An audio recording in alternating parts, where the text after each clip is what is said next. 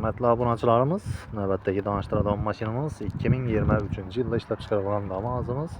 Maşinimiz kraskələr taza, yumşaq 4 dana balon qoyulğan, şümkələr bağ maşinimizin 100% həmin şümkətilgan.